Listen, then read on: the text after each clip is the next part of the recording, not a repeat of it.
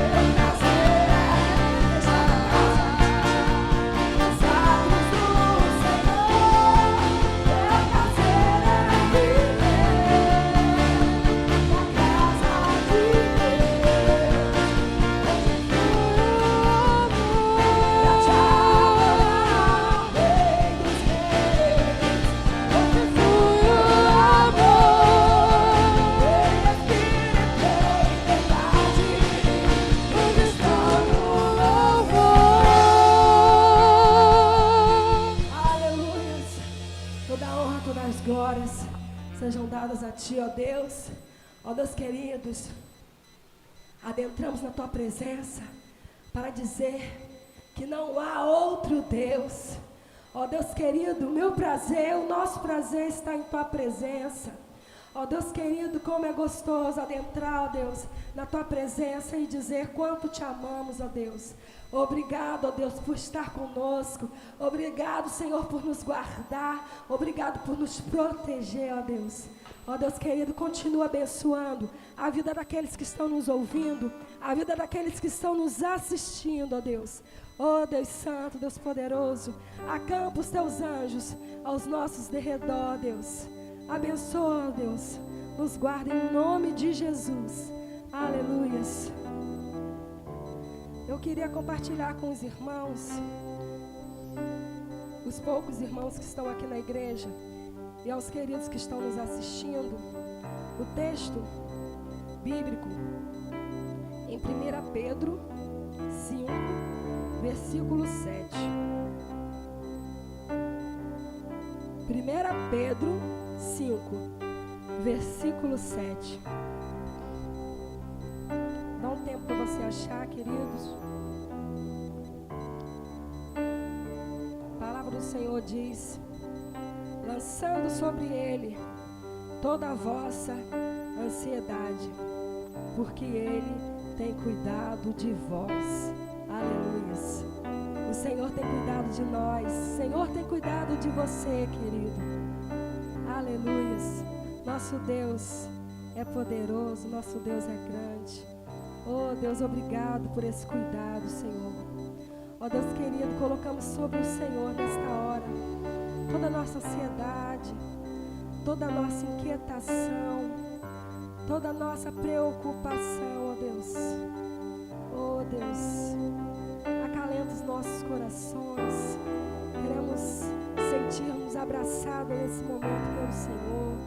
Oh Paizinho, precisamos de Ti. Queremos estar contigo. Oh Espírito de Deus, enche-nos, ó Deus. Enche-nos. Aleluias. Aleluias. Vamos declarar: Senhor, eu te quero. Eu te quero, Deus. Eu te quero. Aleluias.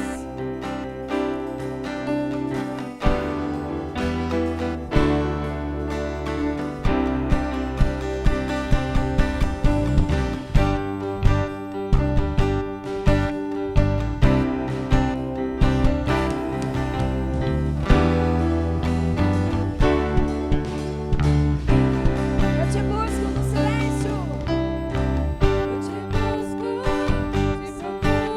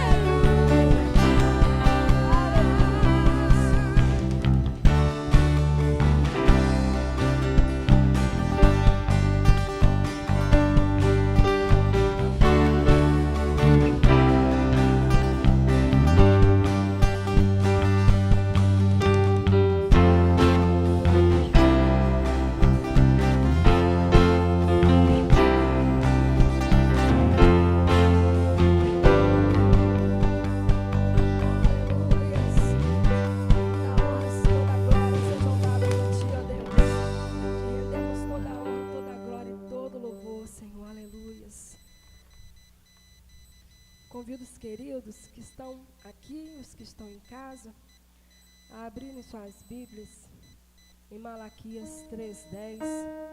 Vamos fazer o nosso momento de dízimo, nosso momento de entrega. Entrega seu caminho ao Senhor, queridos. Confia nele, o mais ele fará. Entrega a tua vida. Entrega a tua vida na mão do Senhor. Oh, Deus, queremos entregar tudo aquilo, Deus, que é de direito seu, ó Deus, as tuas santas mãos.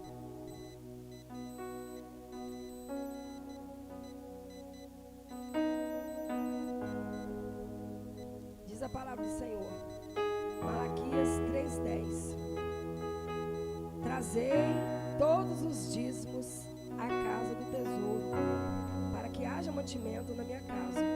E depois fazei prova de mim nisto, diz o Senhor dos Exércitos, se eu não vos abrir as janelas do céu e não derramar sobre vós uma bênção tal, até que não haja lugar suficiente para recolherdes. Aleluia. Trazei todos os dízimos à casa do Senhor, queridos. Aleluia.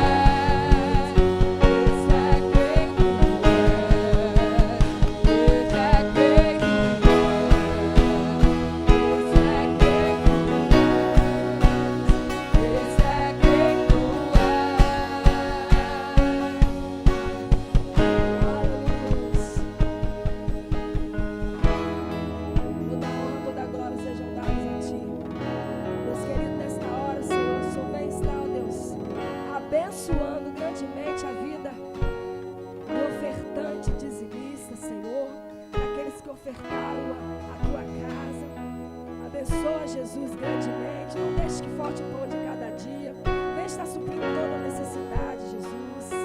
Ó Deus querido, abençoa, Senhor, todos os lares representados, os que estão nos ouvindo, os que estão nos vendo, os da igreja, Senhor. Nesse momento tão difícil, Senhor, Tu vem estar conosco, Senhor.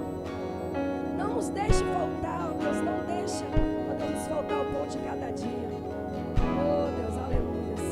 Ser com cada um, ofertante e dizimista, em nome de Jesus. Aleluia. Aleluia. Pastor João.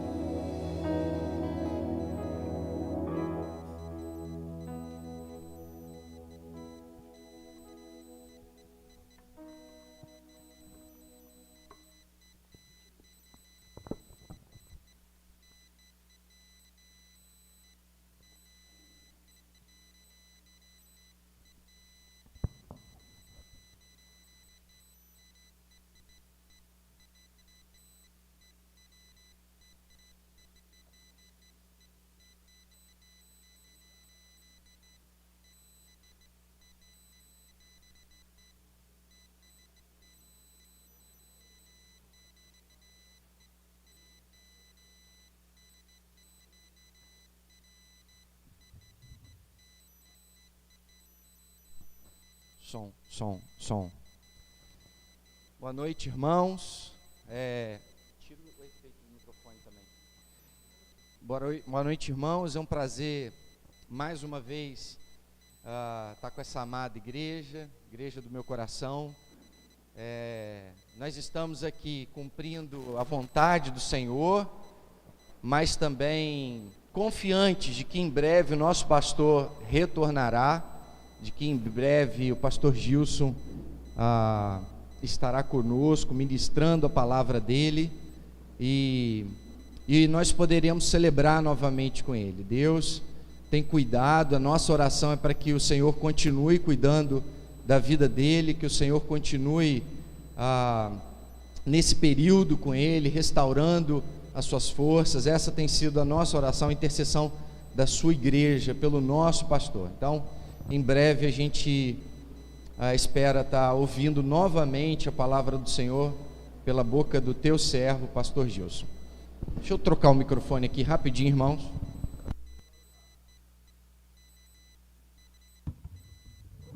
Som. Som.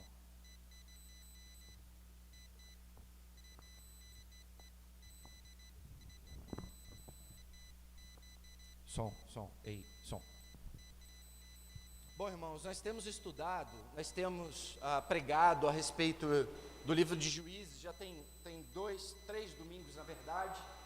Hoje é o 4º domingo, e não diferente, eu quero continuar nesse livro, para continuar explorando os grandes ensinamentos que nós temos ali em Juízes.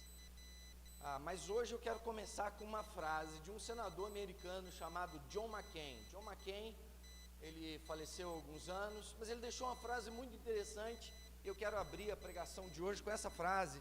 Preste bastante atenção. A definição de John McCain para coragem. John McCain disse o seguinte: a coragem não é a ausência de medo, e sim a capacidade de agir apesar dele.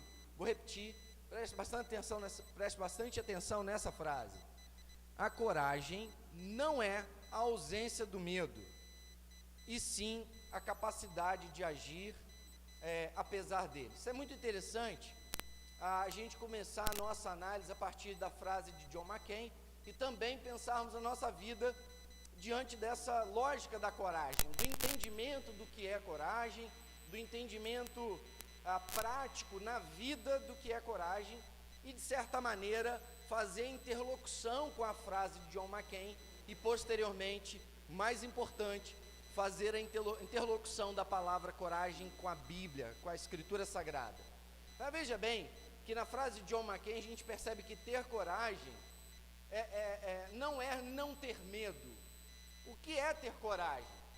Ter coragem é você conseguir superar o medo, é você conseguir agir apesar do medo.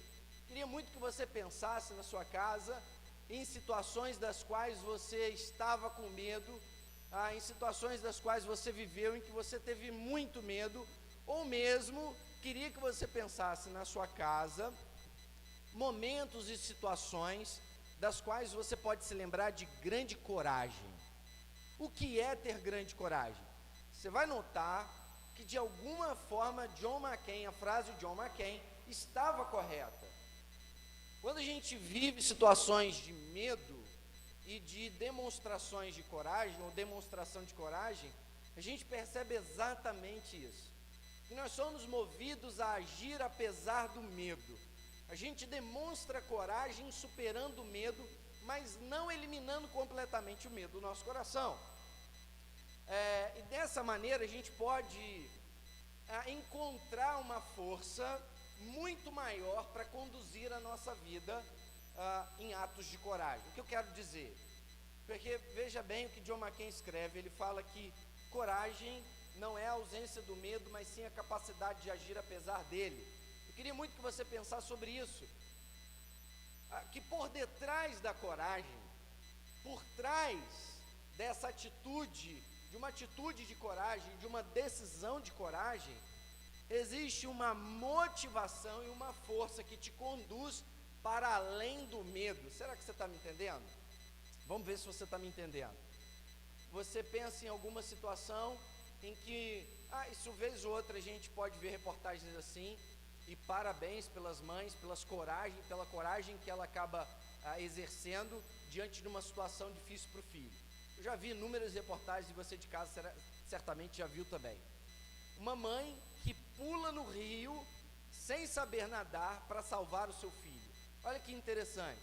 Quer dizer, o ato da mãe pular no rio não elimina dela o medo dela também se afogar, mas existe por detrás dessa mãe uma força muito maior que motiva ela a ter um ato de coragem, que motiva ela a se lançar ao rio, mesmo sabendo da sua incapacidade, mesmo sabendo da sua falta de domínio, de repente, naquele ambiente, para salvar o seu filho. Então, por trás da coragem é inegável que existe uma força, uma motivação. Entretanto, a coragem sozinha, ela pode ser muito frustrante. Se você pensar na coragem sozinha, uma atitude de coragem que você tenha tido na vida, das quais você posteriormente tenha se arrependido. Será que você consegue pensar? Eu consigo imaginar em algumas circunstâncias da vida em que eu fui muito corajoso, mas aí depois eu falei, caramba, acho que não valeu tanto a pena. Então veja bem, a coragem ela necessita de uma motivação por detrás dela para ser essa força propulsora, para incentivar uma mãe a se lançar ao rio sem saber nadar para buscar o seu filho. Mas é também verdade que a coragem ela pode trazer posteriormente algumas atitudes, frustrações e arrependimento, ou mesmo o próprio fracasso. Por isso é imprescindível, à luz da Escritura Sagrada, a gente só olhar a perspectiva da coragem. A gente precisa olhar a perspectiva da coragem, e eu quero trazer 2 novos elementos para a gente analisar na perspectiva bíblica: coragem, propósito de Deus e fé. Irmãos, talvez você não entenda, ou não tenha entendido ainda, a grande arma que essas 3 palavrinhas juntas,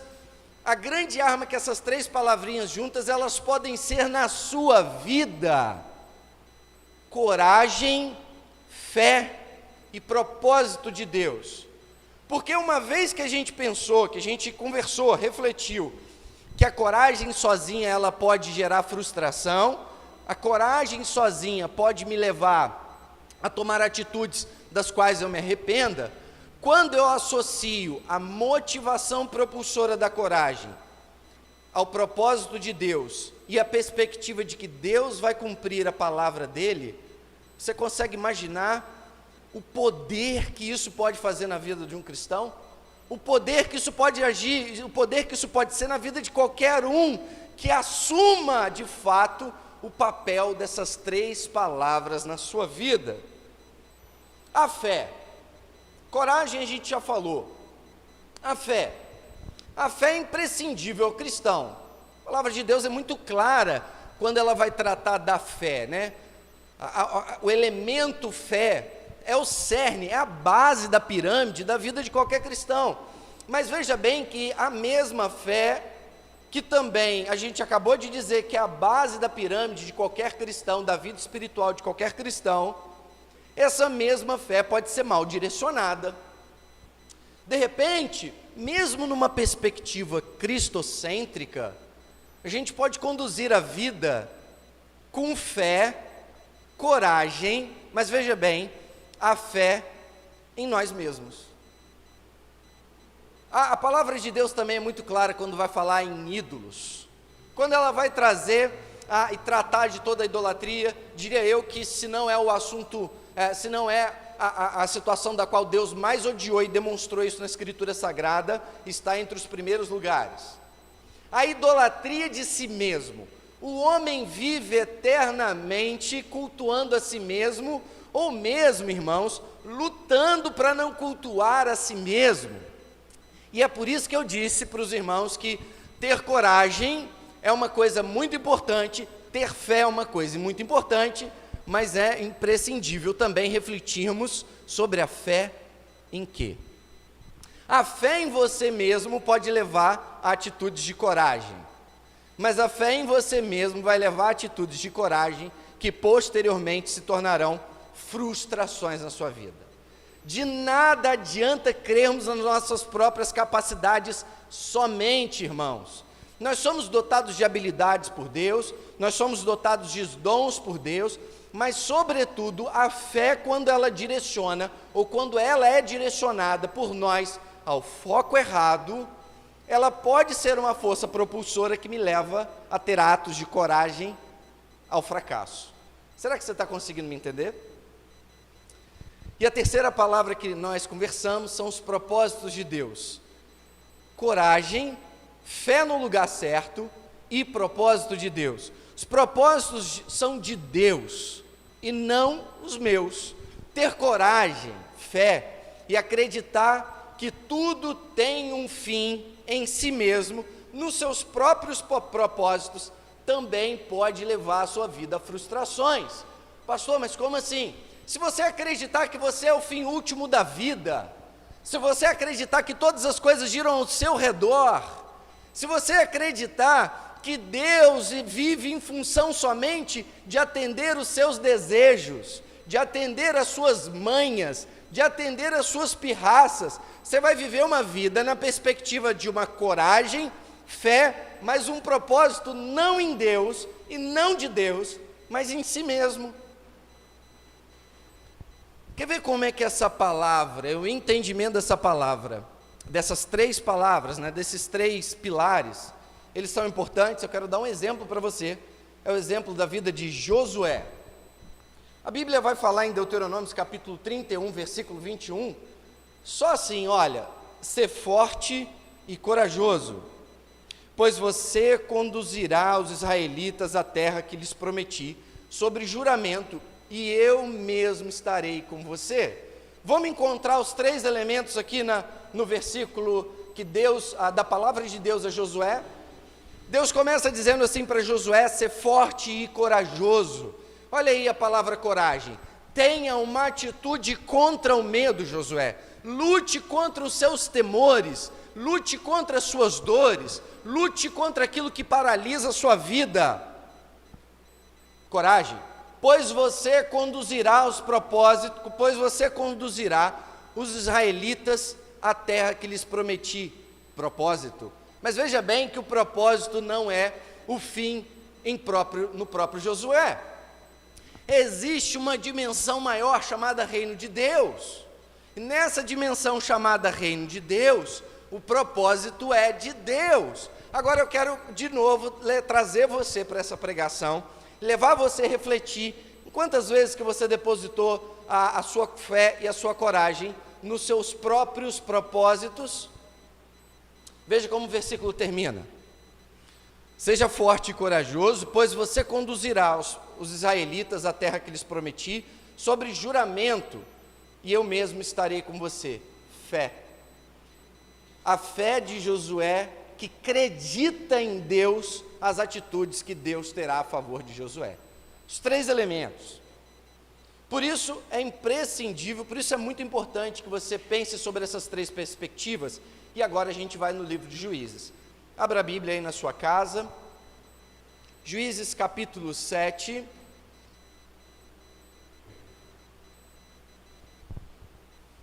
Vamos entender esses 3 pilares da vida na perspectiva de Gideão, da vida de Gideão. Juízes capítulo 7, a palavra de Deus diz assim para nós: naquela mesma noite, o Senhor lhe disse: levante-se e ataque o arraial, porque eu o entreguei nas suas mãos. Versículo 10, se você ainda estiver com medo de atacar, desça ao arraial com um ajudante pura, e ouça o que eles dizem, você ganhará coragem e atacará o arraial. Gideão desceu até a vanguarda do arraial com seu ajudante pura. Versículo 12, os midianitas, os amalequitas e todos os povos do Oriente cobriram o vale como uma nuvem de gafanhotos. Os camelos deles eram uma multidão inumerável como a areia que está na praia do mar. Versículo 13, quando Gideão se aproximou, eis que certo homem estava contando um sonho ao seu amigo, e esse dizia: tive um sonho, eis que um pão de cevada vinha rolando dentro do arraial dos midianitas, bateu contra a tenda, de maneira que esta caiu, se virou para cima, para baixo e ficou estendida no chão. O amigo respondeu: isso não é outra coisa a não ser a espada de Gideão. Preste atenção que esse diálogo, ele está acontecendo no meio do povo midianita, e Gideão está no meio daquela situação, ouvindo isso. Então eu quero muito que você entenda o que está acontecendo no versículo. E o que está acontecendo? Vou repetir para você. Gideão desceu no meio dos midianitas, porque Deus havia mandado Gideão ir lá ouvir um sonho que eles compartilhavam entre si, irmãos. E o que a gente está ouvindo aqui, os relatos, é a conversa de 2 midianitas. Um midianita dizendo para outro que teve um sonho, e no sonho dele um pão de cevada vinha rolando do arraial, bateu contra a tenda. E no versículo 14, o outro midianita respondeu aquele sonho. Isso não é outra coisa a não ser a espada de Gideão. Olha que curioso, filho de Joás, e Gideão ali ouvindo. Homem israelita, Deus entregou nas mãos dele, os midianitas, todo este arraial. Versículo 15, quando Gideão ouviu o relato desse sonho e o seu significado, adorou a Deus. Voltou para o arraial de Israel e disse: levantem-se, porque o Senhor entregou o arraial dos midianitas nas mãos de vocês. Vamos analisar essas 3 palavras, esses 3 pilares na perspectiva de Gideão e trazer lições para a vida. O primeiro fato é a coragem. Agora, a coragem aqui em Gideão, ela toma uma perspectiva diferente, mas não menos realista e não menos para a nossa vida. A gente consegue ver na vida de Gideão a coragem de admitir que tem medo. Quer ver só?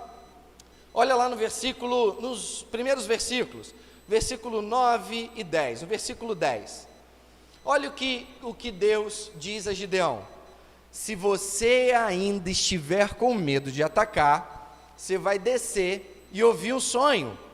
Irmãos, o que foi que Gideão fez?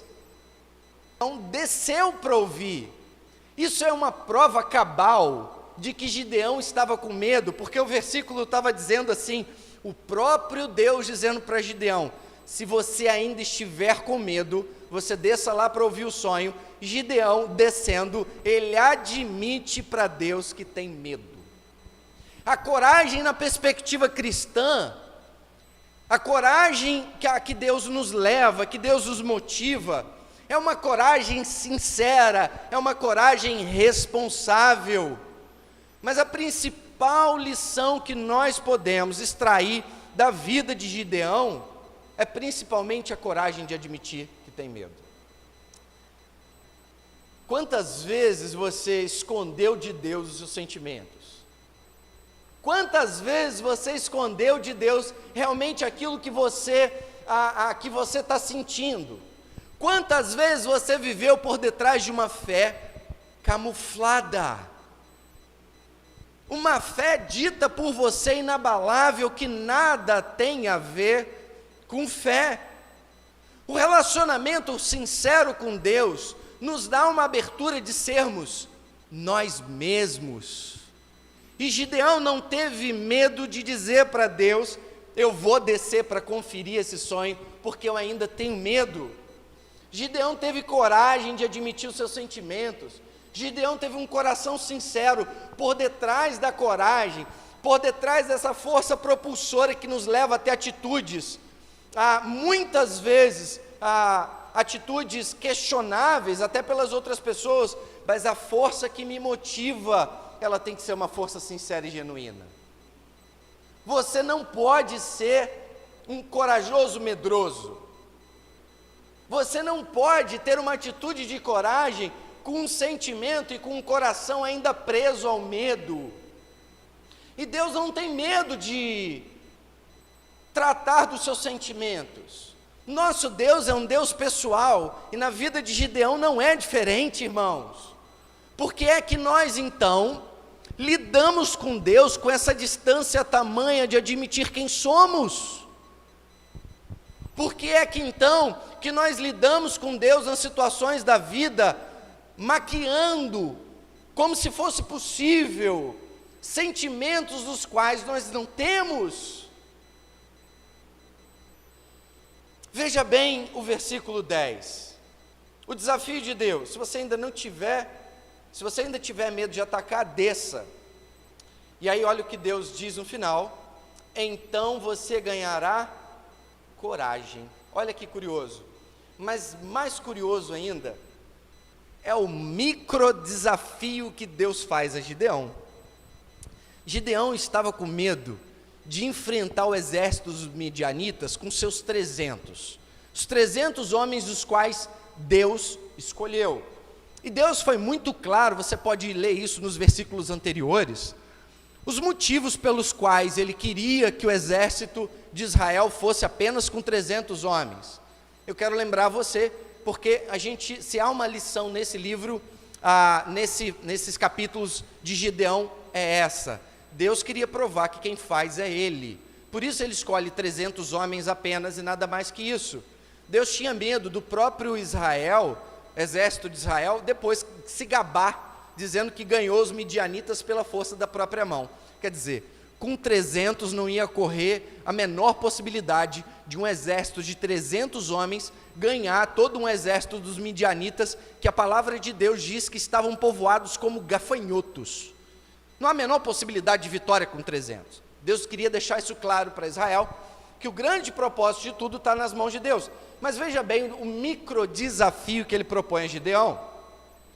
Gideão, que estava com medo, mas que teve coragem de admitir o medo, recebeu de Deus um convite. Gideão, você quer ter coragem? Então você vai fazer o seguinte, olha que curioso, irmãos. Gideão, você vai fazer o seguinte: você vai descer ao arraial dos midianitas, leva um amigo, leva alguém, desce lá e ouve o que eles vão comentar lá. Agora, de novo, eu estou te falando, isso é muito curioso. Certamente você já também teve essa percepção. Gideão, que estava com medo de enfrentar os midianitas, agora se viu lançado por Deus a um novo desafio de ir até os midianitas, ainda que fosse escondido, irmãos. Você imagina Gideão descendo no meio dos exércitos dos midianitas, entre os midianitas, para ouvir um sonho? Você imagina a coragem que ele teve que ter para ter coragem? Agora, qual é a lição desse versículo para nós? É que quando você abre o seu coração para Deus, Quando você lida com Deus numa perspectiva sincera, quando você lida com Deus numa perspectiva honesta, Deus olha para você e te dá micro desafios para que você alcance coragem, para que você suba degraus. O coração de Gideão aqui disse para Deus: Deus, eu não consigo ir. Eu não consigo subir esse degrau de uma grande batalha agora com 300 homens, Senhor, eu não consigo. E o Senhor diz para Gideão: Gideão, calma então, sobe um degrau intermediário. Sobe um degrau intermediário, e subindo um degrau intermediário você vai alcançar coragem para subir um degrau maior. Quantas vezes você quer dar, como dizem os nossos avós, os nossos pais, quantas vezes você quer dar um passo maior do que a perna, meu irmão? Com medo de admitir os seus sentimentos para Deus, com medo de se abrir e dizer quem é para Deus. Deus é um grande juiz, Deus é amor, e Ele consegue fusionar essas duas coisas e lidar com o homem, tratando com graça, misericórdia e justiça. E o que eu quero dizer com isso? Que abrir o seu coração para Deus e dizer quem realmente você é saber que Deus sabe lidar com amor, diante daquilo que você tem apresentado para Ele, do que você é. E para ser melhor aqui, Deus não vai te dar grandes desafios, na verdade Ele vai te dar grandes desafios, mas eu quero dizer que Ele vai caminhar com você em pequenos desafios, para que você ganhe coragem. A palavra dele no versículo 10 diz assim: Gideão desce, ouve o sonho, então você ganhará coragem. Uma atitude corajosa de Gideão, de ir lá embaixo, proporcionou a ele um sentimento de coragem ainda maior para enfrentar os midianitas. Será que você consegue entender? Esconder os sentimentos do Senhor não é a melhor atitude, quando a gente pensa em crescimento espiritual.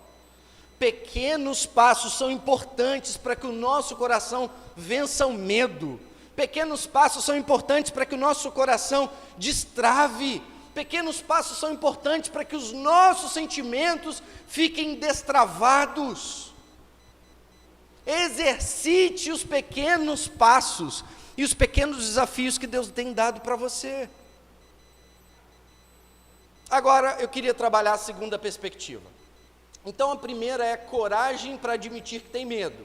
Gideão teve coragem para admitir que tem medo. A segunda é descobrir o verdadeiro propósito de Deus. Nós falamos ainda no início que existem 3 perspectivas: coragem, propósito e fé. Essas 3 perspectivas na vida de um cristão, corretamente utilizadas, certamente levará você para lugares ainda maiores. Eu não tenho a menor dúvida do que estou pregando, e não estou pregando sensacionalismo espiritual para você, eu estou pregando Bíblia para você. Coragem no lugar certo, coragem de maneira genuína e sincera. Segundo pilar para você entender a sua vida espiritual, descobrir o real propósito. Quer dizer, uma atitude de coragem, ela merece, uma atitude, né, ela merece coragem, propósito e fé. Agora veja na vida de Gideão. Depois que Gideão desceu lá no verso 13, ele ouve um sonho, mas olha que curioso, o propósito tem que estar no lugar certo, irmãos. E é por isso que eu disse, o propósito precisa estar no lugar certo. Descobrir o verdadeiro propósito, para que a sua coragem nas atitudes da vida diária, na decisão que você precisa tomar amanhã, na terça, a coragem que você precisa para dizer um sim ou para dizer um não, ela precisa estar por detrás do propósito de Deus, para que ela não seja frustrada. Veja na vida de Gideão. Gideão então desce, de maneira escondida, coloca o ouvido sobre as tendas e ouve 2 homens falando sobre um tal sonho. E olha o que ele diz sobre o sonho: eis um pão de cevada. Esse pão de cevada vinha rolando dentro do arraial dos midianitas. Bateu contra a tenda de maneira que esta caiu, se virou de cima para baixo e ficou estendida. Gideão ouviu o sonho, e olha que interessante nesse sonho de Gideão. O sonho que Gideão ouve fala de pão de cevada. Quero trazer uma curiosidade para você sobre pão de cevada agora. No meio da pregação, um programa de culinária. Vem cá.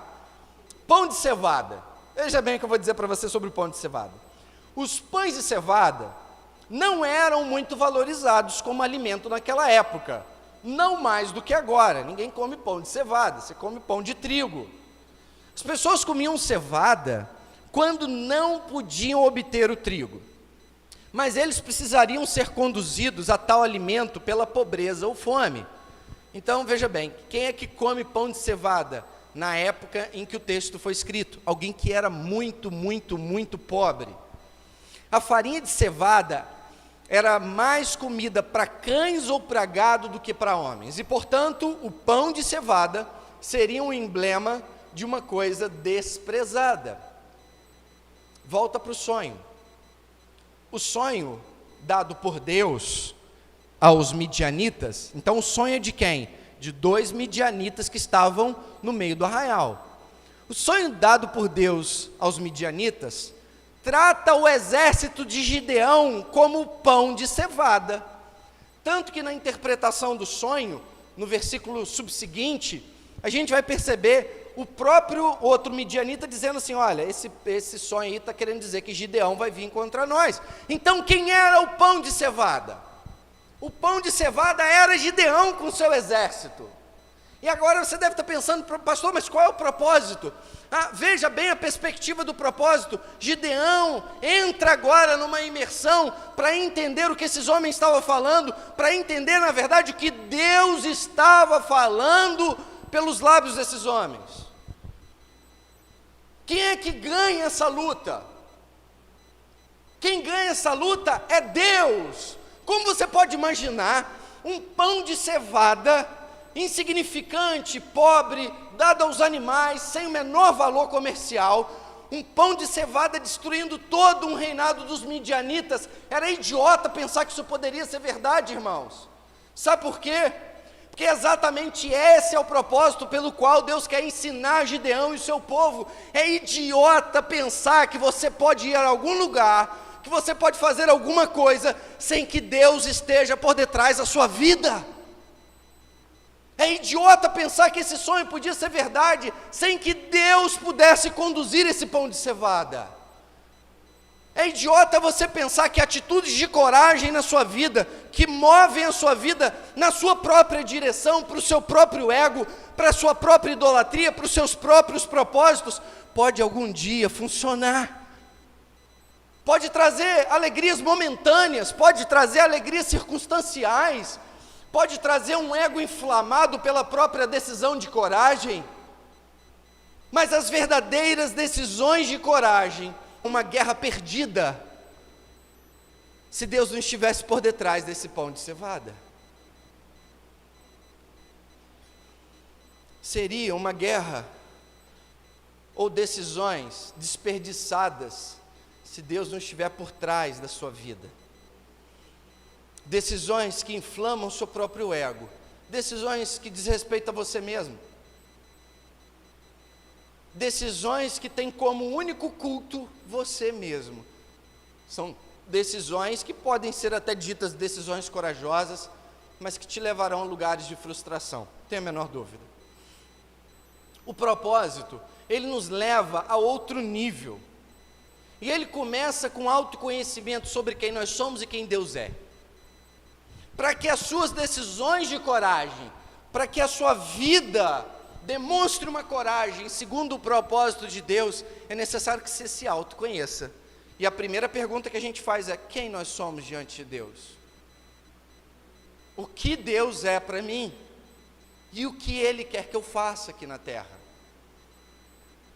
Quando você passa a scanner por essas 3 perguntas, quando você se pergunta nessas 3 perspectivas, quem eu sou diante de Deus, quem Deus é para mim e qual é o meu propósito aqui na terra, e depois de responder essas 3 perguntas, eu quero dizer para você que a sua decisão está embaixo do propósito de Deus, se ela atender essas 3 perspectivas numa ideia bíblica. Primeira perspectiva dessas 3 perguntas: quem sou eu diante de Deus? Um pão de cevada. Se coloque no seu lugar. Se coloque no seu lugar. Nós estávamos mortos, perdidos nos nossos pecados, nos nossos delitos. Talvez nem pão de cevada servisse para qualificar a nós mesmos. Quem Deus é? Deus é aquele que dá valor a um pão de cevada. Deus é aquele que olha um elemento, um indivíduo como eu, sem a menor perspectiva, apodrecido dos meus próprios desejos, e vê valor em mim. E olha que interessante que o valor que é atribuído ao pão de cevada não é um alto valor. O que eu quero dizer com isso? O ouro. O ouro, ele tem um alto valor. Ele tem um valor. Ele é ouro. Pão de cevada é o quê? A perspectiva sobre o olhar de Deus sobre nós é exatamente essa. É um indivíduo sem valor em si mesmo, mas que todo o valor atribuído a ele vem de Deus.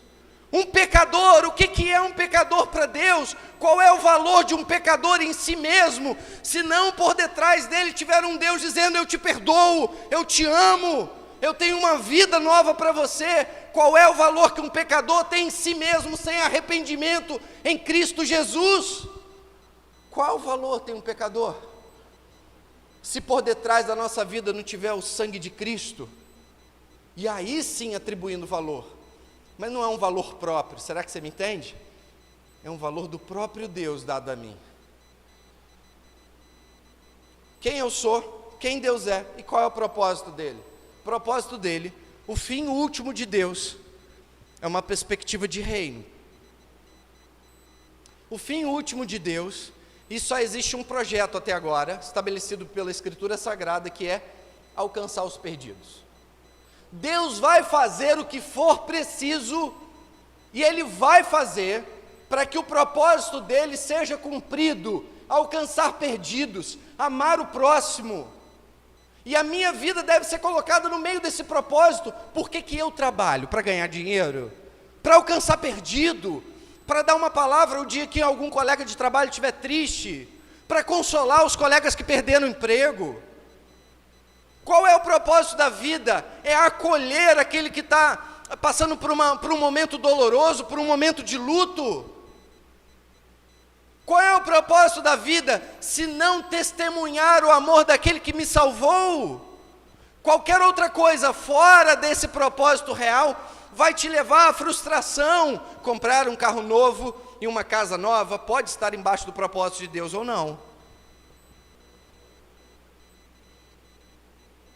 E se comprar um carro novo ou uma casa nova não estiver embaixo dos propósitos de Deus, certamente isso tem um grande potencial para se tornar ídolo. Existe um propósito maior que não diz respeito somente a você. Existe um propósito maior que é o propósito de Deus. Uma coragem que admite quem se é, uma coragem sincera, uma vida sobre a perspectiva do propósito de Deus, e uma vida de uma fé que floresce no campo do improvável. Uma fé que floresce no... O versículo 15. Quando Gideão ouviu o relato desse sonho e o seu significado, o que ele fez? Adorou a Deus. Uma fé que brota no campo do improvável. Gideão já tinha ganhado aquela luta? Gideão já tinha ganhado aquela luta? Gideão nem tinha lutado. Gideão estava no meio dos midianitas ouvindo cochicho de midianita.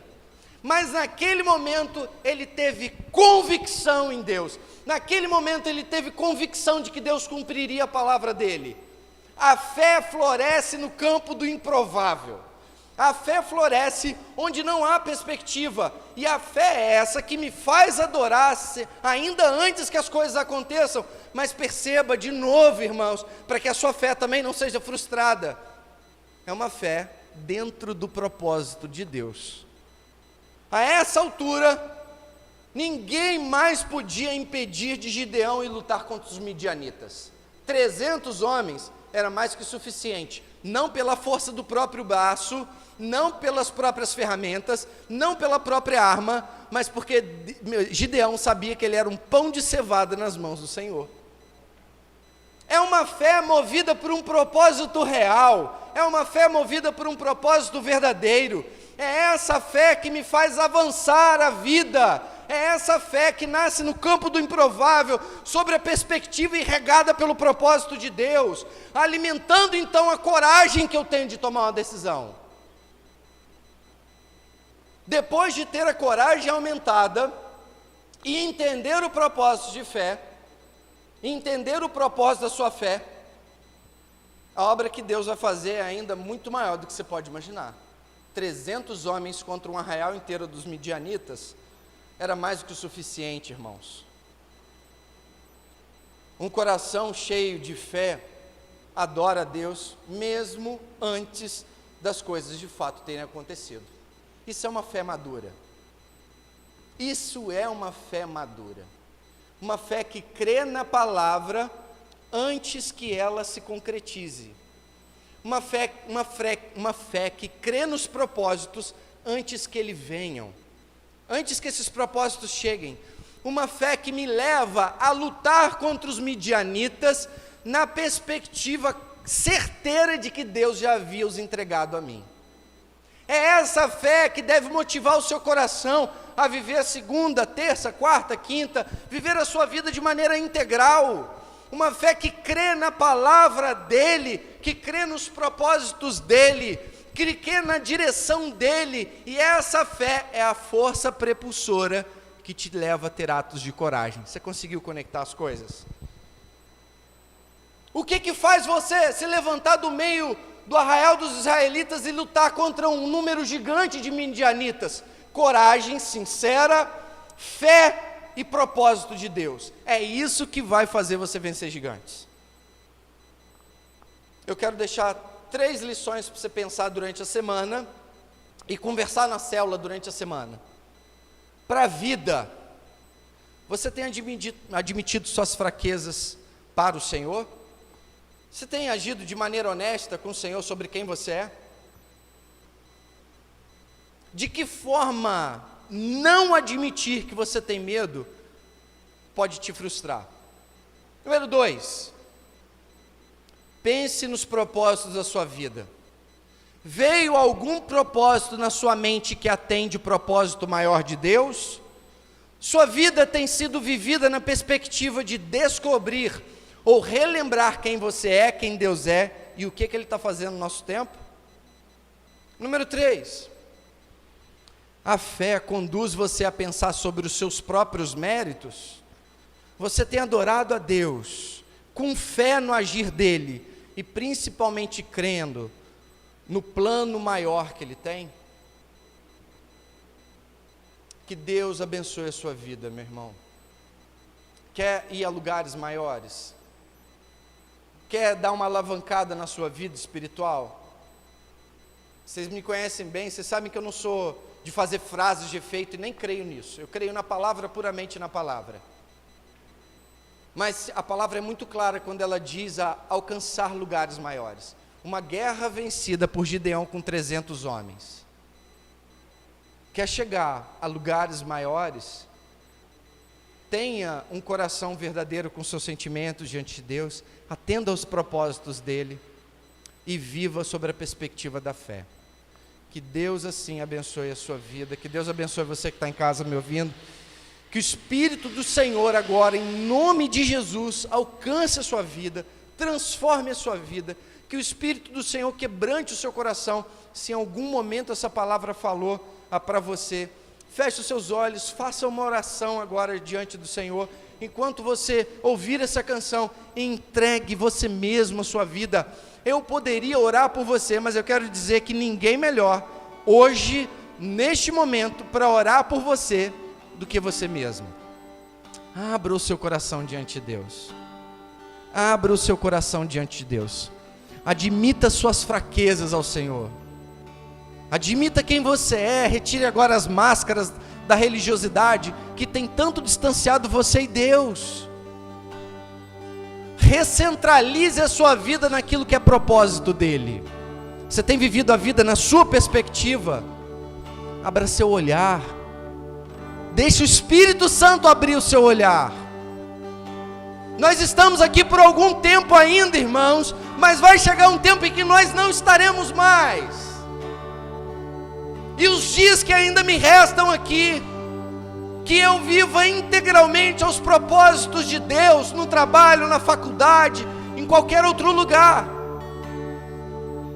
Como é que tem sido a sua fé? Eu quero desafiar hoje a fazer uma oração sobre aquilo que Deus já disse que faria na sua vida, através da sua palavra. Entregue aquilo que ainda não aconteceu aos propósitos de Deus, e certamente a nossa fé moverá montanhas. Que Deus abençoe a sua vida, em nome de Jesus.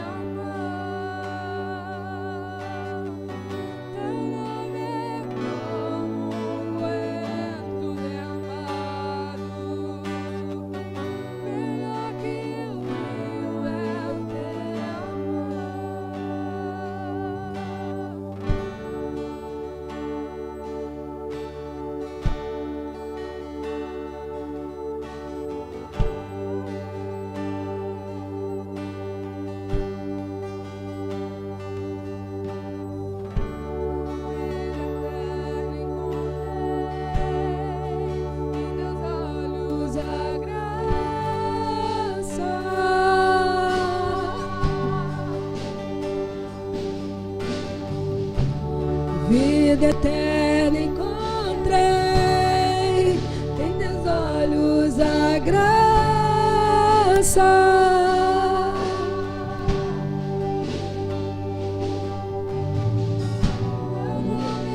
Como um unguento derramado, melhor que o vinho é o teu amor.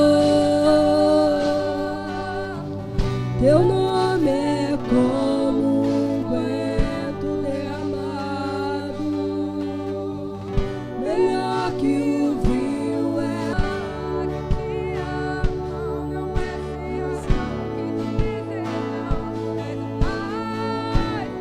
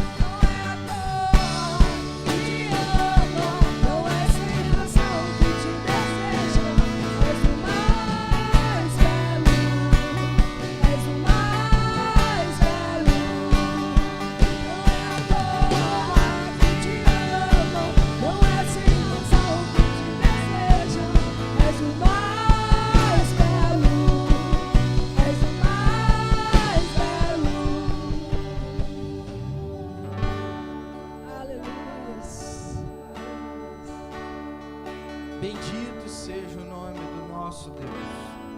Aleluia. Bendito seja o Deus que foi junto com Gideão e aqueles 300 homens e venceram os midianitas.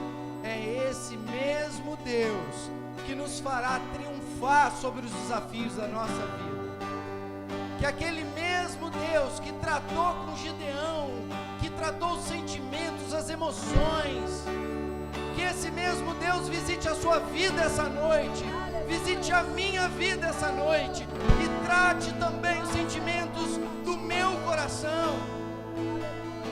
O mesmo Deus